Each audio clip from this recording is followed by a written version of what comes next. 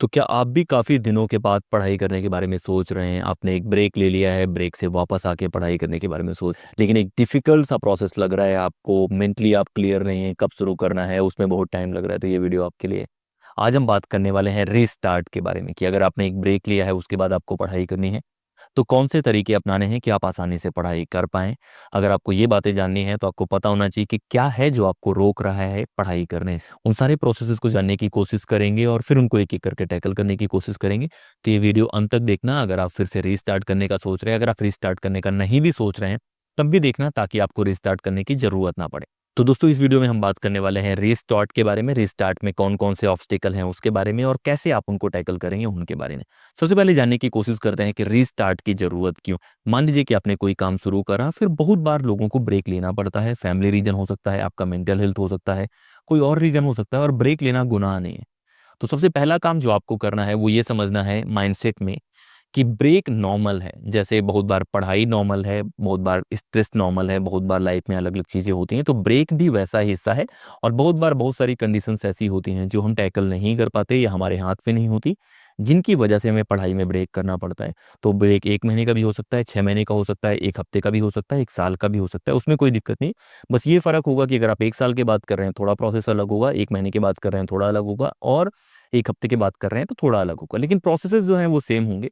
अब जानने की कोशिश करते हैं कि क्या-क्या दिक्कतें आती हैं, मतलब ब्रेक के बाद शुरू करना इतना डिफ़िकल्ट क्यों होता है? अगर कोई इंसान पहली बार शुरू कर रहा है, तो उसके अंदर होगा यार चलो पढ़ते हैं, शुरू करेगा, एनसीईआरटी लाएगा, कुछ लाएगा, पढ़ेगा। लेकिन जब आप ब्रेक के बाद शुरू करते हैं, तो आपके पास ऑलरेडी बहुत सारा बैगेज है कि आपने ये पढ़ा हुआ है, ये कवर है, तो आपका दिमाग रहेगा यार मैंने इतना पढ़ा हुआ था और वो कहाँ स्टोर है, उसको कैसे वापस लाना है। तो मैंने आपको पहले ही प्रोसेस बताया है कि आपका दिमाग कैसे काम करता है। आप कोई भी इन्फॉर्मेशन पढ़ते हैं, दिमाग उनको एनकोड करता है, स्टोर करता है और फिर आप रिट्राइव कर। तो सबसे पहली सजेशन जो मैं दूँगा आपको माइंडसेट के बारे में है कि आपको एक्सेप्ट करना है कि आपका माइंडसेट सही है, उसको पॉजिटिव तरीके से लेना है, फिर आना है। दूसरी सलाह जो मैं आपको दूँगा वो बोलूँगा कि जब भी आप ब्रेक भी लें, कोशिश करें कि आप रिवाइज़ करते रहें। ये बहुत अच्छी टेक्निक है। मतलब बहुत बच्चे क्या करते हैं, ब्रेक के बाद क्या करना है उस पे फ़ोकस करते हैं, लेकिन इस पे फ़ोकस नहीं करते कि ब्रेक में जब गए थे तब आप क्या कर रहे थे। जब आप बार-बार रिवाइज़ करते रहेंगे तो ब्रेन जो इनकोडिंग और स्टोरेज के बाद रिट्राइव करने वाला प्रोसेस है, वो लूप आपका बना रहेगा। उसको हमेशा पता रहेगा कि यार ये चीज़ है, ये चीज़ है। तो जब भी आप ब्रेक लें, आप रिवाइज़ ज़रूर करें। कितना भी मुसीबत हो, सुबह का 1 घंटा, 1.5 घंटा, कुछ ना हो तो आप वो चीज़ें पलट लें, ताकि आप उन चीज़ों से पहचान में रहें, उनसे मुलाकात होती रहे। जैसे इंसान को नहीं आप बहुत दिन बाद देखते हैं, तो आप पहचानते नहीं। तो 1-2 बार आप फ़ोटो भेज दें, कुछ कर लें, वैसे पढ़ाई का भी है कि आपको उनसे पहचान बनाए रखनी है, वो रिवीज़न आपको करते रहना है। तो वो चीज़ आप कर सकते हैं, कितना भी मुसीबत में हो आप ऑनलाइन देख लें, उसका बुक का है, कैसे भी करके प्रिंट है आपके पास, जो भी तरीके आपको लगते हैं, लेकिन आपको वो चीज़ बार-बार देखते रहना है। तो ये तो माइंडसेट और आपको ब्रेक में क्या करना है उसके बारे में होगा। अब मैं आपको बताता हूँ कि ब्रेक के बाद पढ़ाई इतनी डिफ़िकल्ट क्यों होती है। एक कॉन्सेप्ट होता है जिसे हम ज़ीगार्निक इफ़ेक्ट बोलते हैं। उसके हिसाब से ब्रेन आपका उन कामों से थक जाता है जो अधूरे हैं। तो जो काम आप अधूरे छोड़ देते हैं, उनको लेके ब्रेन आपको बार-बार याद कराता रहता है, ये काम करना है, करना है, करना है। और ये काम बहुत ज़्यादा बड़ा हो जाता है अगर आपने ज़्यादा गैप लिया है। तो ये काम जितने दिन का गैप होगा उतना बड़ा लगेगा। तो ब्रेन एक बार तो ये भी बोलेगा कि ये चीज़ आपको कंप्लीट करनी है, जब तक आप वो काम कंप्लीट नहीं करेंगे ब्रेन खुश नहीं होगा। और दूसरा है कि काम बहुत बड़ा है, आप एक्सपेक्ट भी बहुत कर रहे होते हो, तो ब्रेन को एक फैटिग हो जाता है कि यार नहीं यार ये ज़्यादा थका हुआ काम है, अब मैं शुरू नहीं। दूसरा एक कॉन्सेप्ट होता है इनर्शिया का, कि जैसे आप जिस स्टेज में पढ़ रहे होते हैं, जिस स्टेज में आप चल रहे होते हैं, उसी में आपको चलने में ज़्यादा मज़ा आता है। अगर आप पढ़ाई कर रहे हैं तो आपको कोई बोलेगा ब्रेक ले लो, तो डिफ़िकल्ट होता है ब्रेक लेना। लेकिन अगर आप ब्रेक ले रहे हैं फिर आपको कोई बोलेगा कि अब पढ़ाई करो, तो डिफ़िकल्ट होता है। बहुत बार आप घूमने भी जाते हैं, उसकी वजह से भी होता है। इनर्शिया कहीं न कहीं न्यूटन के पहले लॉ से आता है कि कोई भी बॉडी जो मूव कर रही होगी, उसको अगर आपको जिस पोज़ीशन में है उसको चेंज करना है, तो एक्सटर्नल फ़ोर्स लगाना पड़ेगा। तो यहाँ आपके पास एक्सटर्नल फ़ोर्स नहीं है, हो सकता है कोई एग्ज़ाम आ रहा हो, कुछ अलग फैक्टर्स हों। तो इनर्शिया की वजह से भी कहीं न कहीं आप जो प्रोसेस में होते हैं, उसी में चल रहे होते हैं, तो आपको वो प्रोसेस रोकना है और उसके बाद पढ़ाई शुरू करनी है। तो इस वजह से भी डिफ़िकल्ट होता है। तीसरा है कॉग्निटिव लोड थ्योरी, कि बहुत बार जब आप नहीं पढ़ रहे होते हैं, तो बहुत सारी चीज़ें आपके दिमाग में सवाल आ जाते हैं, बहुत बार आप सोच रहे होते हो बहुत सारी चीज़ों को लेके। तो आपका ब्रेन रिस्पॉन्ड करना ये कहता है कि यार ये इतनी चीज़ें सोच रहे हो, इतना काम करना पड़ेगा, या ब्रेन को आप बार-बार बताते हो यार अब 5 किताबें पढ़नी पड़ेंगी और शुरू में ही आप उसको पूरा का पूरा बता रहे हो कि यार पूरा पढ़ना पड़ेगा।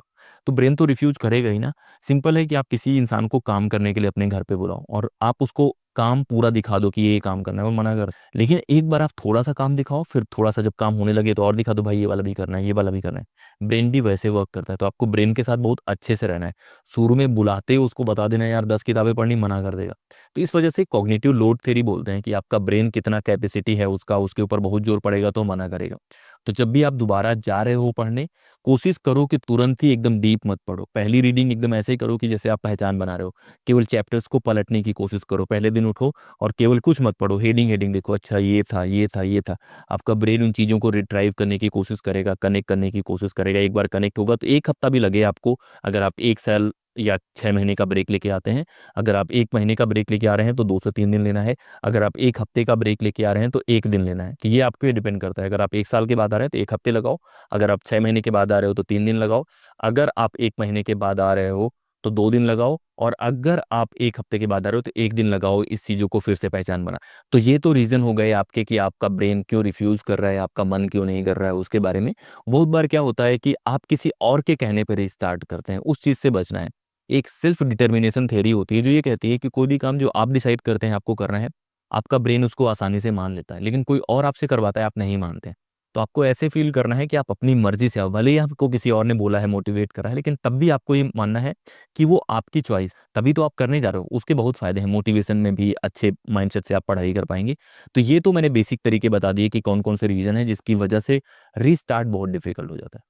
लेकिन उसके बाद जो मैं तरीके बताने वाला हूँ उनको ध्यान से सुनो, उनको अप्लाई करना है एक एक करके। इसके पहले जो मैंने बताया वो भी अप्लाई करना है, लेकिन जो अभी बताने वाला हूँ उनको एक एक करके देखते हैं और फिर कैसे हम उनको हैंडल कर पाएंगे उसके बारे में जानने की कोशिश करते हैं। तो सबसे पहला जो काम आपको करना है वो माइंडसेट के बारे में है। माइंडसेट ये है कि ब्रेक लेना नॉर्मल है, ब्रेक के बाद शुरू करना भी नॉर्मल है। ब्रेक के अलग अलग रीजन होते हैं। बहुत बार जॉब कर रहे होते हैं, बहुत बार आप छुट्टी पे जाते हैं, बहुत बार फैमिली में से होता है, बहुत बार कुछ लोग होते हैं जिनको बच्चा और फैमिली देखना होता है। तो बहुत अलग अलग रीजन है। उसके बाद आप शुरू कर रहे हैं, कोई दिक्कत नहीं है। लाइफ में एक ही तरह से ज़िंदगी नहीं चलती, सबकी ज़िंदगी अलग होती है, सबके तरीके अलग होते हैं। बहुत बार जिन्होंने ब्रेक लेके बहुत ज़्यादा पढ़ाई करी हुई है वो भी पीछे हो जाते हैं जिन लोगों ने ब्रेक ली है उससे। तो वो नहीं सोच रहे हैं। आप जब शुरू कर रहे हैं, जब जग रहे हैं तभी सवेरा है। तो आपको उस डायरेक्शन में सोचना है, एकदम पॉजिटिव रहना है और एक चैलेंज के तौर पे लेना है, जिसे हम ग्रोथ माइंडसेट बोलते हैं ना, कि एक चैलेंज है और अगर इसको मैं टैकल कर लेता हूँ तो मैं बहुत अच्छा फील करूँगा। तो वो एक चैलेंज है आपको रीस्टार्ट करना, और रिस्टार्ट आप करने जा रहे हैं तो एक सही माइंडसेट के साथ आओ, मैदान में उतरो और सही तरीके से। जैसे क्रिकेट आप देखे होंगे, कुछ प्लेयर जब मैदान में उतरते हैं तो माहौल ऐसे रहता है कि अब मैं जाऊँगा, इस चैलेंज को एक्सेप्ट करूँगा। विराट कोहली जब एंट्री करते हैं, वो देखने की कोशिश करना कि उस बंदे में वो दम रहता है कि यार आज मैं ये चैलेंज जितना बड़ा होगा उस इंसान को उतना मजा आएगा। तो वैसे उस माइंडसेट के साथ आओ कि आप एक चैलेंज एक्सेप्ट करने वाले हैं, उनको टैकल करने वाले हैं, और ये फाइट आप खुद लड़ेंगे, कोई और आके नहीं लड़ने वाला। तो वो चीज़ें आप करो। उसके बाद दूसरा काम करना है, आपको हैबिट बनाना है।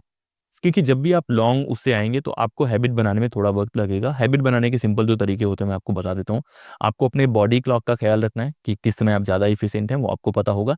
कोशिश करो कि बॉडी क्लॉक के बारे में थोड़ा पढ़ लो कि ब्रेन कब ज़्यादा फ़ंक्शन करता है, कब कम करता है। उसके साथ टाइम टेबल वाला वीडियो देखना, रीडिंग वाला देखना, हाउ टू रीड बुक्स वाला, और फिर आप कनेक्ट करके एक हैबिट बनाने की कोशिश करो। उसमें 3 पॉइंट होते हैं। एक ट्रिगर होता है, मान लीजिए आपने कहा कि 7 बजे के बाद सुबह उठ के मैं ये काम करूँगा। फिर दूसरा है कि आपको रूटीन जो फ़ॉलो करना है कि 2 से इतने बीच या 6 से 7 इस टॉपिक को पढ़ूँगा, वो आप रखना है। फिर आपका एक रिवॉर्ड होगा, मतलब वो काम करने के बाद आपने कहा कि यार मैं 3 चैप्टर पढ़ लूँगा, 2 घंटे पढ़ने के बाद मैं नाश्ता करूँगा। नाश्ता अच्छा होगा तो आप पहले 2 घंटे पढ़ेंगे, फिर रिवॉर्ड करेंगे। तो इस तरह से एक लूप कंप्लीट करना है हैबिट का। छोटा-छोटा सुबह से लेके रात तक का नहीं, हर छोटे-छोटे पार्ट का एक हैबिट होना चाहिए कि लंच के पहले कैसे पढ़ूँगा, ब्रेकफ़ास्ट के पहले कैसे पढ़ूँगा, डिनर के पहले कैसे पढ़ूँगा, स्पोर्ट्स में जाने के पहले कैसे पढ़ूँगा, और खुद को लगातार रिवॉर्ड करते रहो। तो पहला है माइंडसेट, दूसरा है आपको हैबिट बनाने का। तो 2 काम आपके हो गए। अब तीसरा जो काम है उसे हम बोलते हैं ज़िगार्निक इफ़ेक्ट, जो मैं आपको पहले ही बता चुका हूँ। जिसका है कि जो आपके ऑलरेडी लूप ओपन है, कुछ बातें होंगी जो आपने इनकम्प्लीट होंगी या आपने बहुत दिनों से उनको कंप्लीट नहीं करा, आपके दिमाग में होगा ये काम कंप्लीट करना है, तो आप वो काम कंप्लीट करने की कोशिश करो। उसके 2 फ़ायदे हैं कि आपका ब्रेन आपको बार-बार याद दिला रहा है कि भाई वो काम करना है। अगर वो काम आपने कर दिया, तो आपका ब्रेन आपको बहुत अच्छा रिवॉर्ड करेगा, तो आप अच्छा फ़ील करेंगे, ज़्यादा कॉन्फिडेंट फ़ील करेंगे। तो जो काम आपको लग रहा था कि बहुत दिनों से अटके पड़े हैं, वो काम आपने नहीं करा है पढ़ाई में, वो काम आपको करना चाहिए। उसके बाद आपका कॉन्फिडेंस भी बढ़ेगा, आप ज़्यादा बेहतर कर पाएँ। चौथा जो काम आपको करना है, वो है प्रायोरिटी सेट करना। बहुत बार जब आप रीस्टार्ट कर रहे होंगे तो सारा टॉपिक एक बार में आप नहीं पढ़ लेंगे। मैंने आपको पहले भी बताया है कि शुरू में आपको थोड़ी-सी पहचान बनानी पड़ेगी, वो तो आपको करना है।